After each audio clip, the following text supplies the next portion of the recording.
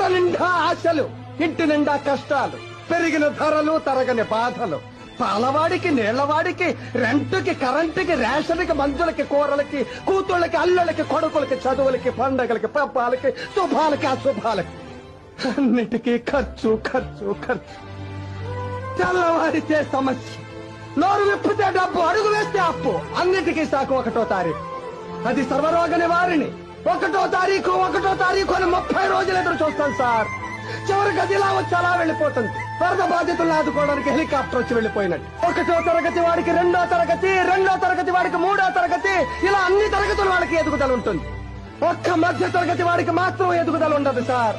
ఒక్కడు రెక్కలు ముక్కలు చేసుకుని సంపాదిస్తుంటే 10 మంది అడ్డగాడిలా కూర్చుని తినే దౌర్భాగ్య సాంప్రదాయం మారినంత వరకు మా మధ్య తరగతి కుటుంబాల కథ ఇంతే సార్.